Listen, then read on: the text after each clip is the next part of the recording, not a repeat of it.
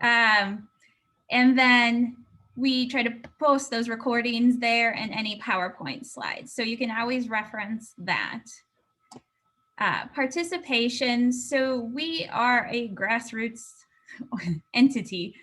And so the only way that we get people to join the listserv or to get people onto these meeting invites is really word of mouth. So if you have a new RA starting in your department, please go ahead and ask them to email me to sign up for the listserv so that we can get information out to those newer folks. These are kind of new things for 2021. So if you were able to join our December meeting, Katie led that fantastic discussion on a pre-award repository. And so we went through some suggested best practices that people had sent in to present.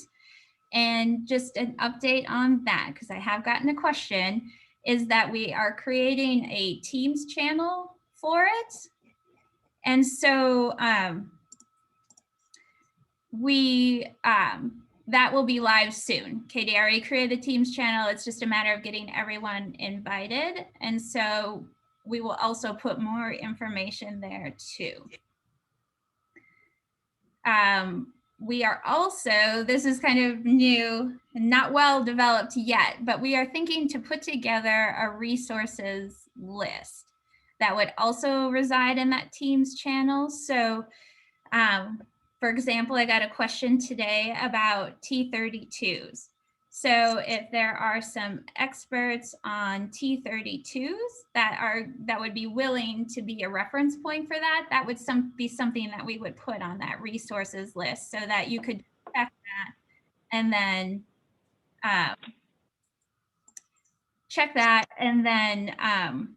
contact them directly.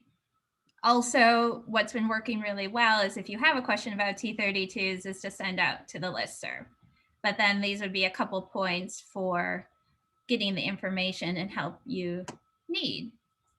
And then we're super excited about this is we are working to create some awards. So research administration awards. So right now we're just in early discussions about finalizing what type of awards, like the title of the award. And then our plan would be is we would solicit recommendations, and then the steering committee will review and select, and then we would announce it in September around our networking event for Research Administration Day. Let's see. So this slide, well, before I go into this, any questions? Can you help me out if there are anything in the chat about rain? And certainly go ahead and come off of mute if you would like to ask any questions. Currently, there's nothing in the chat, so you're good to go. Okay. Anything from the steering committee that you would like to add that I just quickly ran through?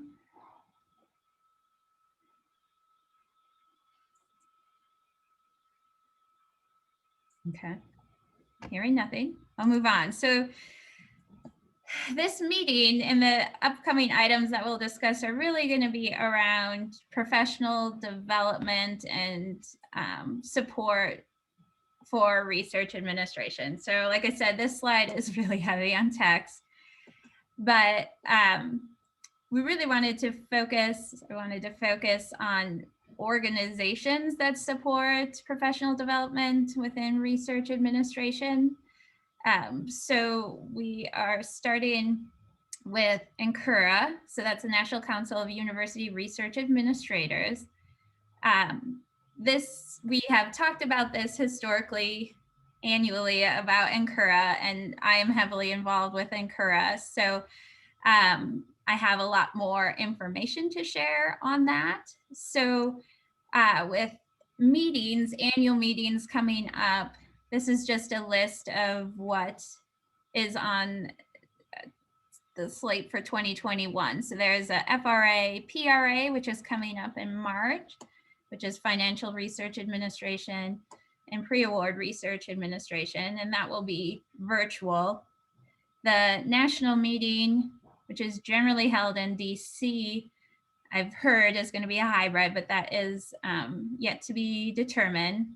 And then we will be having a regional meeting, and we pair, our region is Region 7. And so we pair with the West Coast for Region 6 for our regional meetings. So that's going to be in October this year and virtual again, like it was in 2020. And then I just wanted to make a plug and put out that this 2022 meeting will be held in Tucson, Arizona. And I am actually going to be the chair for the region that year. So we'll be leading that meeting with the chair from Region 6. So I'm putting in my plug now, way ahead of time, of if anybody would love to volunteer, or we certainly want people to come out and actually get to meet in person. And hopefully everything is in line to make that possible. And like I said, with Volunteer at Tucson, but if you want to volunteer within CRA, please reach out to me. I'd love to talk with you about different opportunities in our region and nationally. So the other organization that I've highlighted is the Society of Research Administrators International. And their annual meeting is set, it looks to be in person in October as well. So every year we talk about this. If someone is a member of SRAI and wants to come and talk a bit more in detail about the organization, we would love to have someone come and talk about it at one of our meetings. There is also the Society of Clinical Research Associates, and that obviously is a little bit more focused on clinical research, and I have not been involved with that, but they are having their annual meeting this fall in Denver. And I know when we used to be able to meet in person, they had meetings, I think, quarterly on campus. So if someone has any input to put in the chat about regular meetings and how to join those, that would be great. There is also the FDP. They have meetings that you can join that are, I've heard, I've not personally been to one, but are quite informational. And here's their meetings for the year. There is also the Council on Government Relations. These are their meetings. Oftentimes NIH will have regular meetings throughout the year. Most of those have gone virtual, but I've talked to people who have been to those meetings and they're incredibly helpful, especially if you're new to research administration and just hearing more about what is happening with rules and regulations at NIH. There is also, I would encourage you, if you are not already, on this listserv is it's Res Admin, Research Administration list. And this works very similar to how the RAIN listserv is there's a lot of people who have questions that they throw out to the group. This is a national listserv. And so I would say it's half job opportunities and half, what's going on with NSF and their page numbers, or grants.gov is down, any insight. So it's been really helpful and has some good information. There is also, and Shane and TK have talked about ongoing research administration training that stem from ROC and mentoring and that pathway into the research administration field. But I think there's something like 10 trainings, Shane, correct me if I'm wrong in the chat, and those are available through financial services, and then you can sign up for them via Skillsoft. And so that ranges anything from intro to research administration to post-award, pre-award. So very beneficial. Any questions or comments about the slide? That was a bunch of information. Shane said that they currently have about 10 offered on Zoom. Thank you.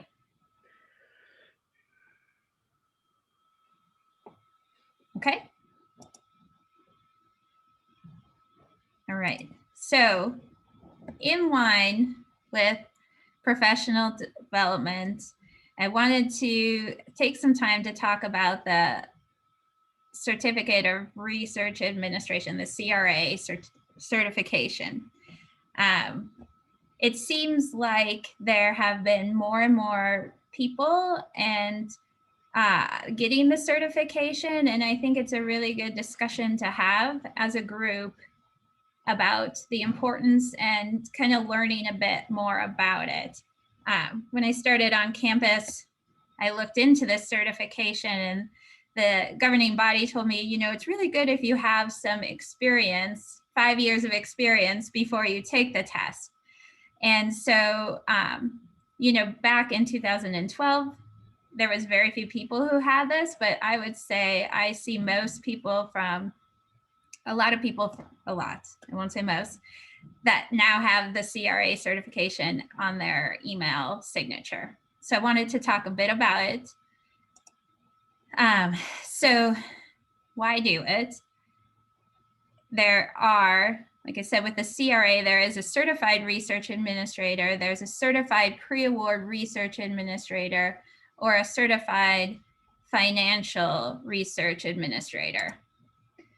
And so this is met the requirements of the Research Administrator Certification Councils, RACC, and they're the governing body of this test, and that they've just demonstrated a level of knowledge necessary for a person to be a professional research or sponsored programs administrator.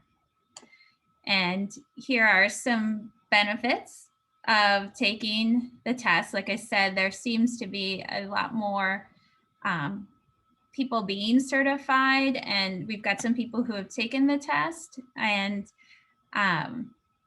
it's a very rigorous test. And so it really proves your expertise in the research administration field.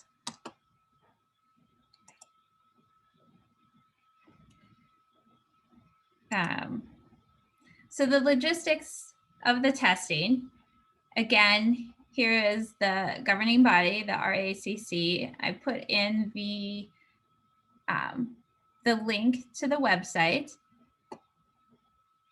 There is part of the process is you would go to this website and start out with filling out an application to be accepted for the test. And we'll ask our panel that a little bit later of what is all involved with that. But there is a cost to take the test. It's $395. Some information that was on the 2020 test, and what we believe, there's no reason to believe that this will change for 2021, but it is made up of 250 multiple choice questions, and you are given 240 minutes to take the test. So the testing is given, or the test is given at a testing center, and then you have a timer clock on your monitor while taking the test. So it is very fast paced, but I envision is an intense test. The section. Natalie, there has been a request to just put the screen as a full screen instead of showing the next slide because it's very small. Is it? Oh, let me see if I can do that. Make it full screen.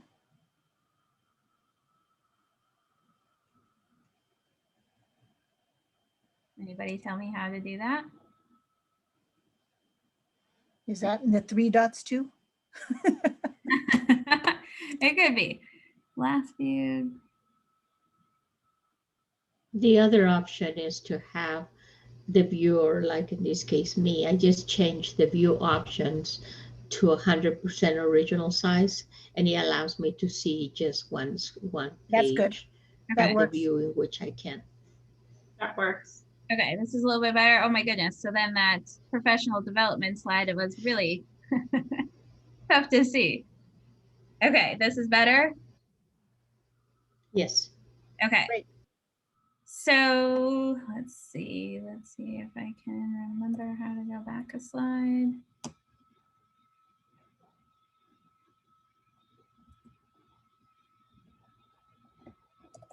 Why is it not? There we go. Ready to sign up. Testing. Okay. So then, so the test sections that are reviewed then are the project development and administration, legal requirements and sponsor interface, financial management, and general management. So it's really covering the full spectrum of research administration.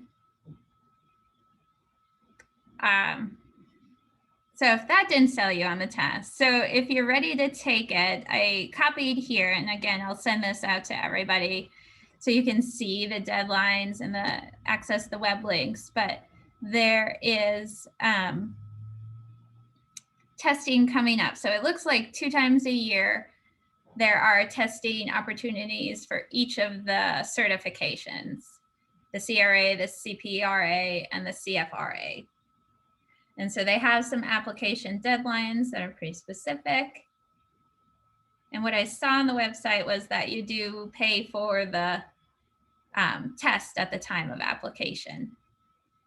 And then with this certification, at the end of each 5-year period, you do have to recertify.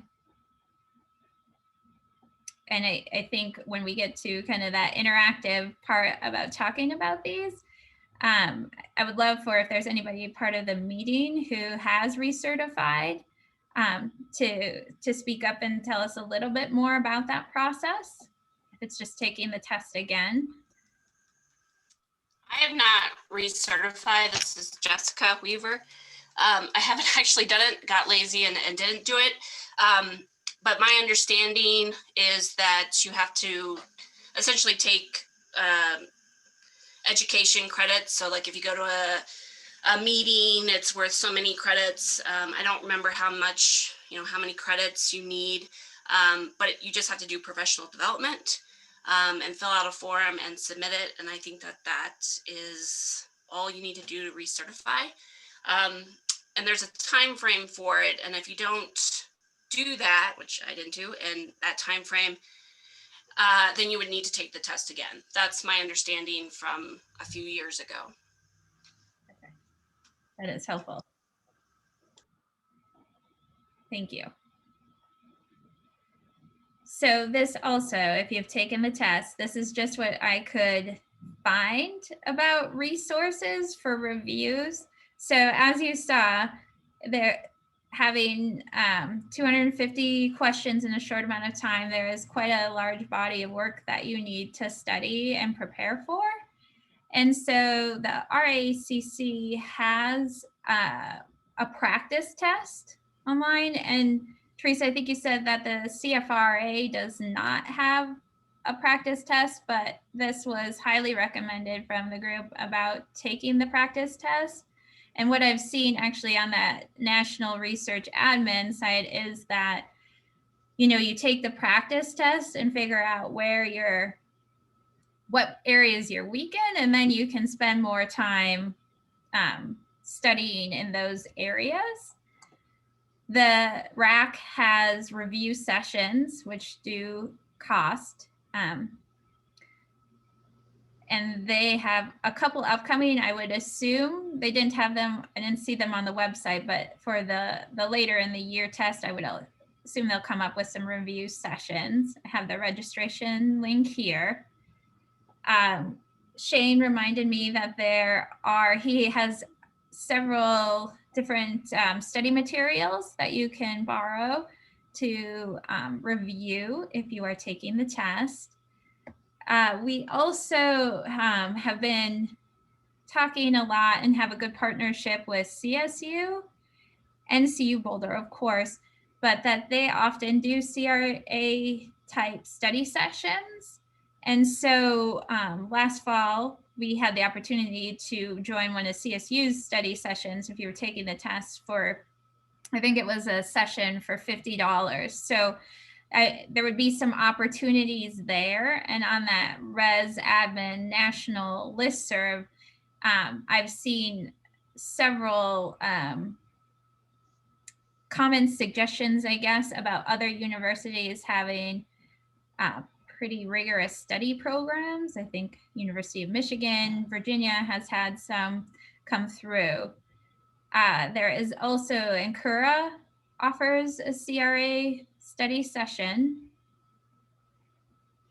And this should be the RAC, also offers a body of knowledge review session, which is $225.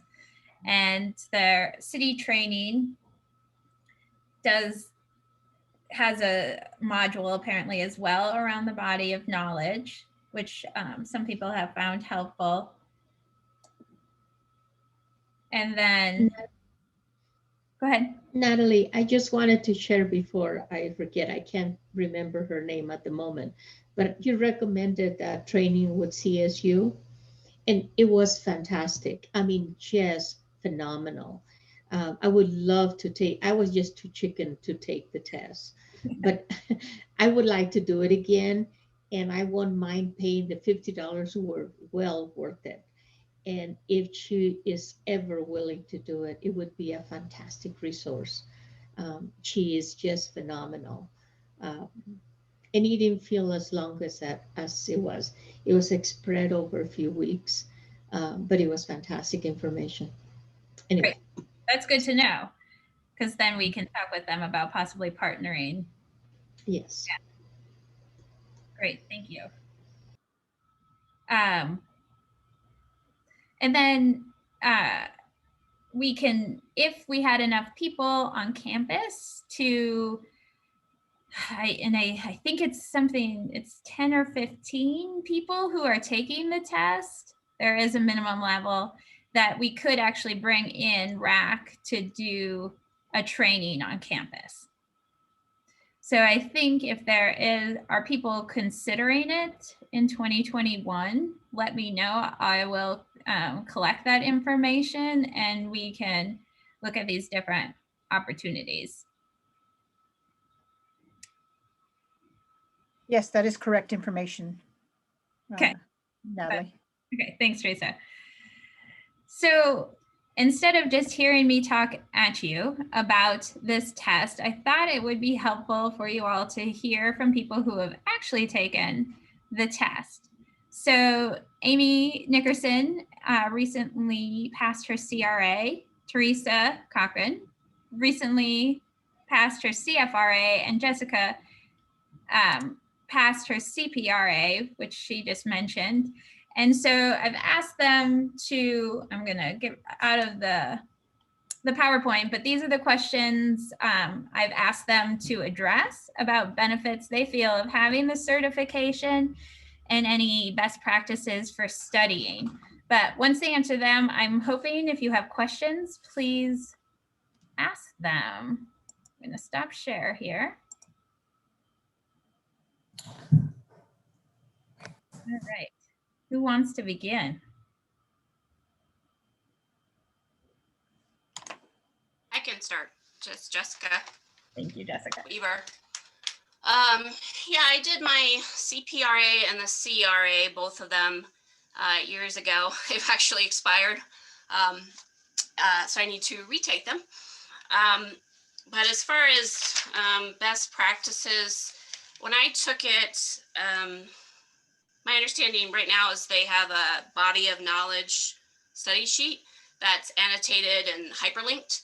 So when I took it, it wasn't hyperlinked. So, so adding all those hyperlinks, a big job that they did and really good for studying.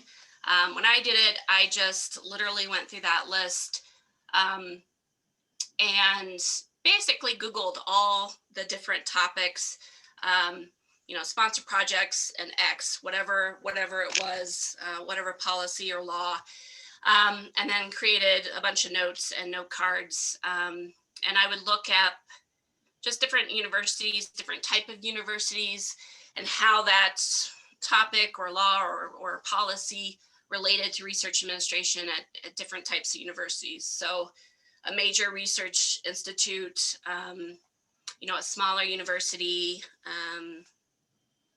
one that's not primarily undergraduate, a PUI, primarily undergraduate institute, and try to see what, if it was a law, what not just what that law said and you know, when it was passed, but what does it have to do with research administration?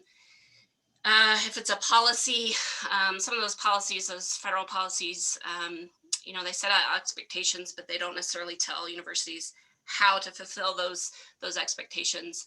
So then I would go to all these different types of universities, their sponsor projects page, their policy library, and see how they've instituted those requirements. You know, what is their framework for making sure that they and the PIs and central sponsor projects and all their departments adhere to those guidelines. And then I would just create a ton of flashcards. I think there's probably now more information from RACC than when I took it. I did not do any study groups. I just did it independently. I have heard really good things about the study groups through CRA and SRA that they host. So, and my institution at the time, I wasn't here. I was at University of Minnesota. University of Minnesota did not have a training program. So it was all independently. As far as benefits, one thing I really like about the certification, both for myself and as a hiring manager, is that it's the same nationally. You know, especially if you're reviewing somebody's resume, they may have experience at multiple different universities. Maybe there was a training program at X university, but unless I've been to that university and gone through that training program, I don't know how extensive it was. There are certifications through the different professional associations, but again, unless I've done them, I don't know, you know, how good they are. I don't necessarily know how much that person has engaged with the material. And I think it's great to have this certification that can go anywhere. Doesn't matter which institution you're from. If you're from a small one, you're from a major research institute. If you have the certification, it means the same thing. So it travels well.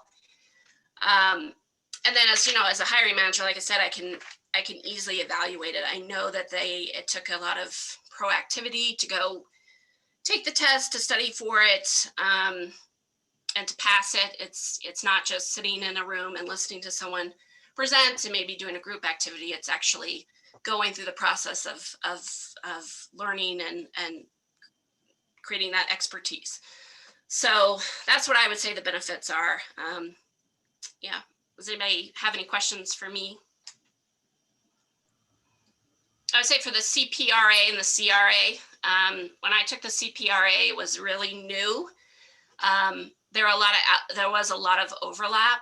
I have to retake the exams since they've expired now. So I probably will not take the CPRA again. I'll probably just do the CRA. The CRA is the longest standing one, the one that they instituted first. And there's plenty of pre-award questions on it. So yeah, I did feel like there was a lot of overlap. So I don't know that I necessarily feel like people have to have both. Yeah. Thank you, Jessica. I can- There was I a can question next. about, hang on, Teresa, how many years of experience would you suggest to have before taking the CPRA?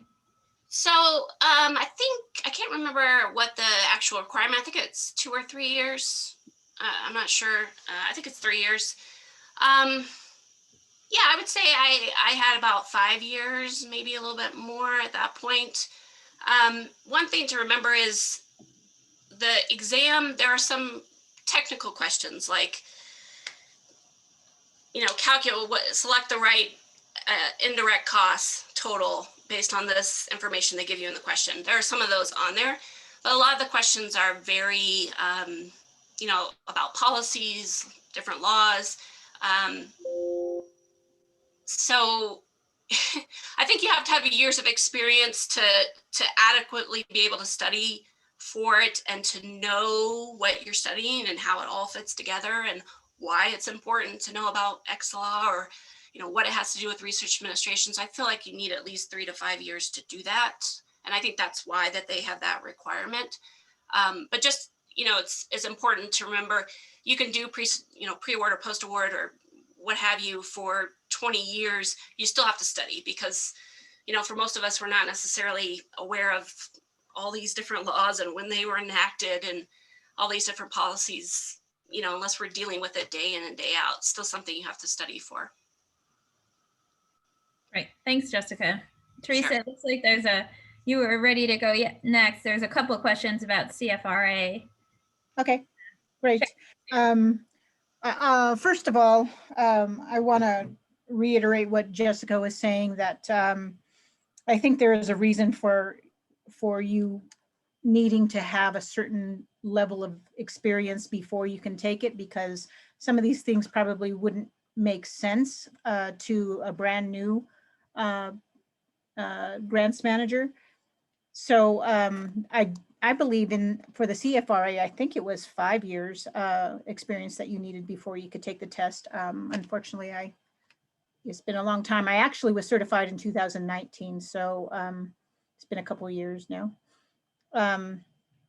But the reason why I took it is that, and I'm going to put in a plug here for NCRA, there's a program called the Lead Me program, where you are put into this program and matched up with a mentor, and they help you go through this. It's about a year-long program, maybe 9 months. But anyway, we read these leadership books, and we discuss, real life issues and how you get through them. And it's just a great program that I can highly recommend. So if anybody has questions about that, please let me know. But at any rate, my mentor from that program encouraged me to do this because I was just asking about how do I move my career forward. And she said that that's the best way is to get certification. And it has made a big deal. I've heard from a lot of people with regards to that. And my supervisor is very pleased that I did this, took the initiative and made this happen. So, right there is always a good thing for your supervisor to see you as more valuable. And I think that that's what that lends to your value of the in the marketplace. And as Jessica and Natalie mentioned, that it looks great on a resume, it looks great in your signature line. So I mean, there's plenty points for selling you to get this certification. With regards to the studying portion of this, I studied for many months. I don't know how many exactly because it was a long drawn out process, but for the CFRA, there are different areas. There are agency policies, there's awards. There's a specific section for NSF awards, which we're not really familiar with where I work in Accords. So that was brand new to me, and there were definitely questions in that area on the test. There were questions on regulations, on statutory requirements, on F&A. So, a lot of things that I had never really thought about in detail. So what I did is I took all those sections and as Jessica mentioned, there's hyperlinks and there's books that are recommended. I'm really glad to hear that Shane now has those available for lending because I had purchased those and now have them as resources back at the office that I can't have access to right now.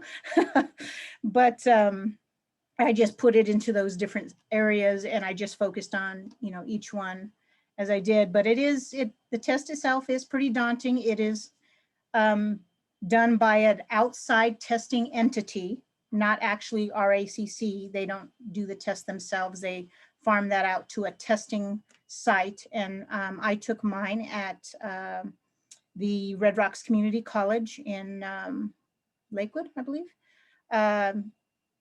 So you walk in and they, it's kind of like a TSA thing, you know, they make sure you only have a pencil and a piece of paper, and you have to put everything else in a locker, your purse, your phone, everything, that you can't have anything with you when you take that test. And they just start the timer and let you go. And there's even a monitor behind you that makes sure you're not opening up any other windows or anything. So it's pretty secure. But what were the specific questions? I don't know if there were anything else. Yeah, I think it was just more, I see that CFRA is the newest offering, and someone answered that CFRA is more post-award focused. Right. Yeah, post-award and financial. There were some things on the test that were very financially directed. So if you have not only post-award, but understanding the financial aspects of it, like how F&A is derived, and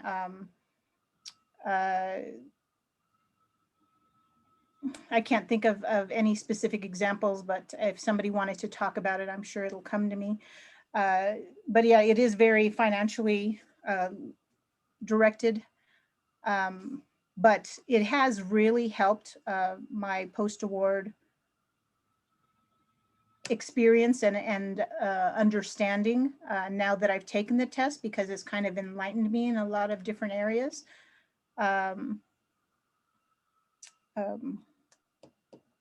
So does anybody else have any other specific questions that I can answer on that one? I'm the first one, evidently, at UCD or Anschutz campus, at any rate, to have the CFRA.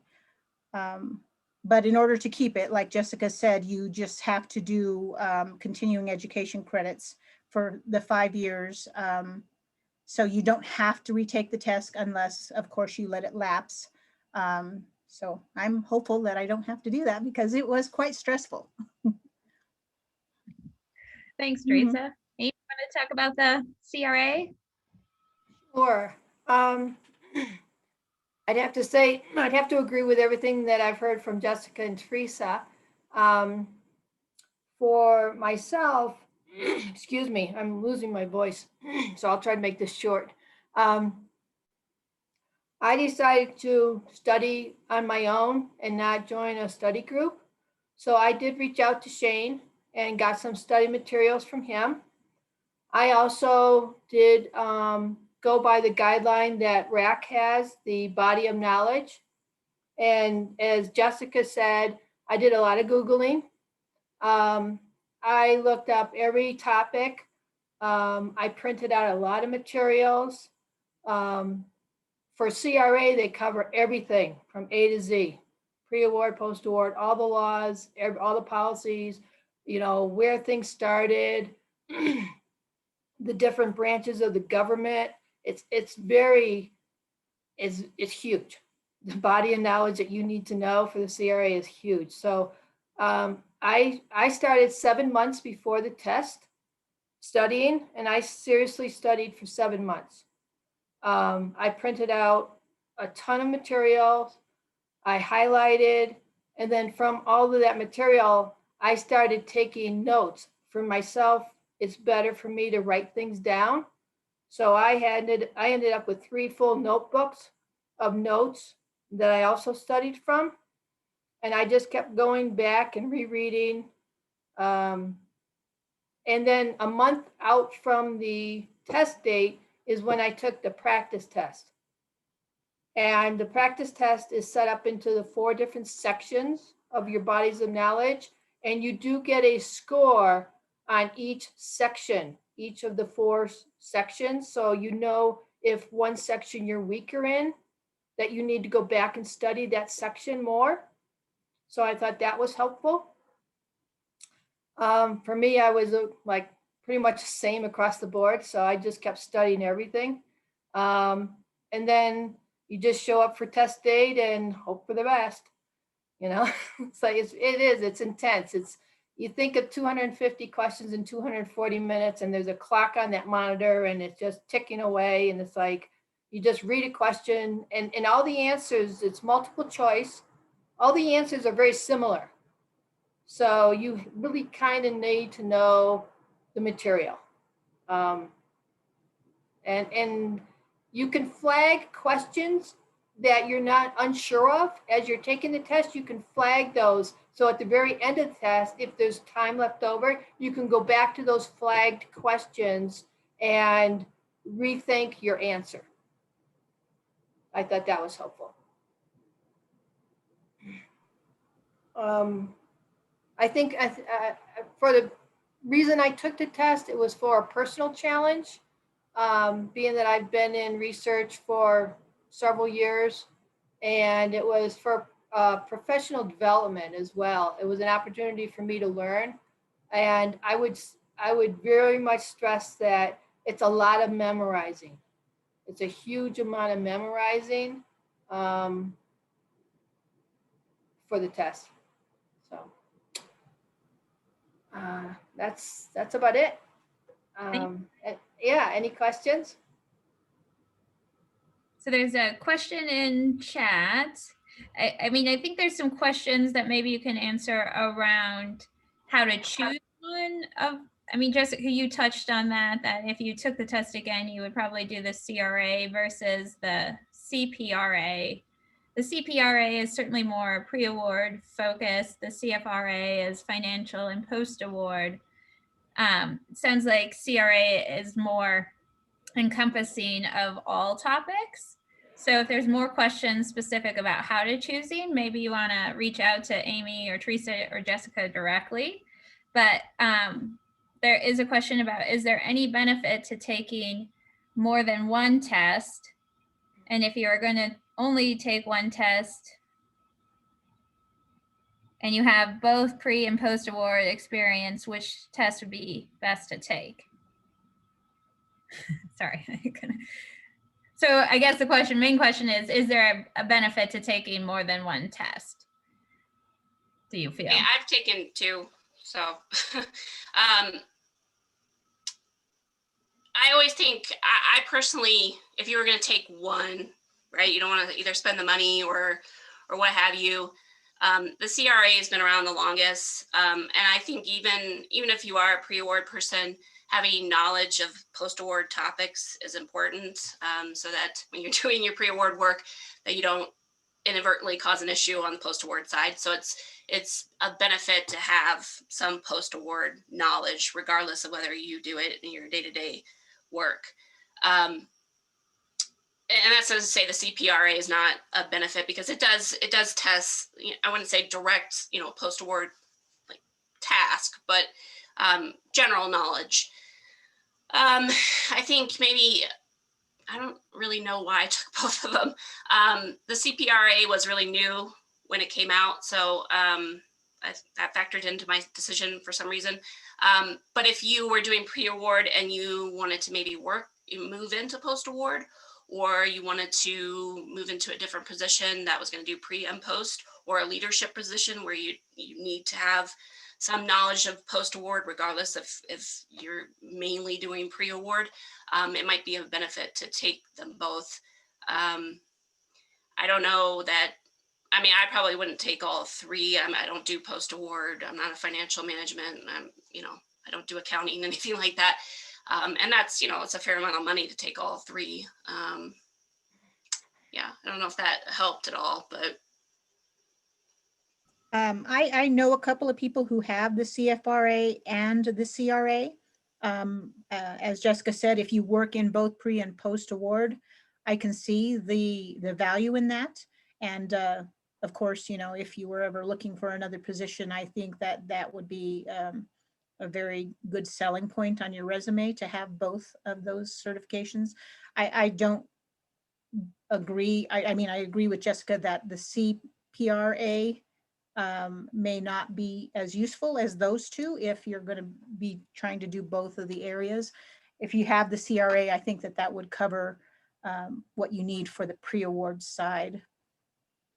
And I forgot to mention earlier, but there is no practice test for the CFRA, so you just got to go into it, you know, hoping that you studied the right things.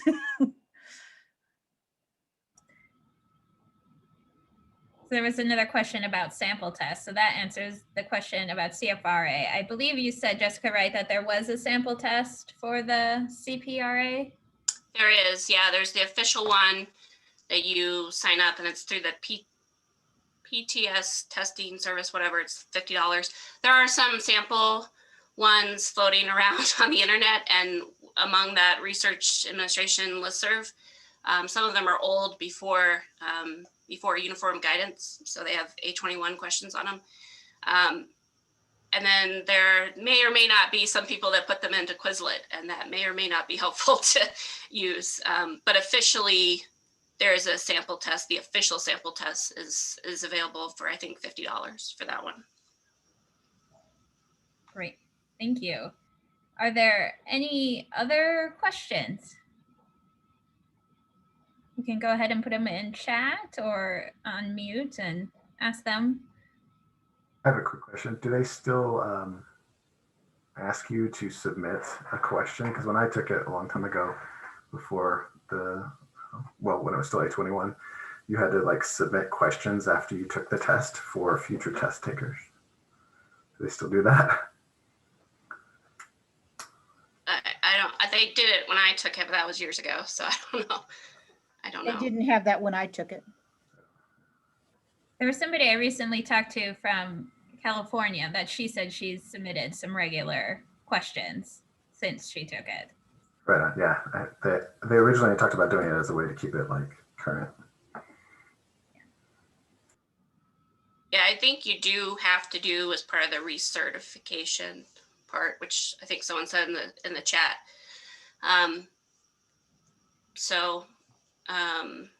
Again, because this is all, from the field, the people that sit on the RACC sort of, I don't know what they call advisory board, are all people from the field. So if you recertify, I think you have to give them 3 questions. Okay. Any other questions? Thank you to Amy and Teresa and Jessica for covering that. I think it's helpful to hear from people who've actually taken the test to know if you want to take the test. But I think hopefully this was helpful to give more information. And if you are thinking about taking the test this year, maybe reach out to me and I'll start a list and gather together to see if we have enough people for a study group to bring to campus, or just to help distribute resources to everybody who's planning to take it. That is all I have. Any other questions about rain? Otherwise, we can end a couple minutes early. All right. Well, thank you all and have a good rest of the day. Thank you. Thank you.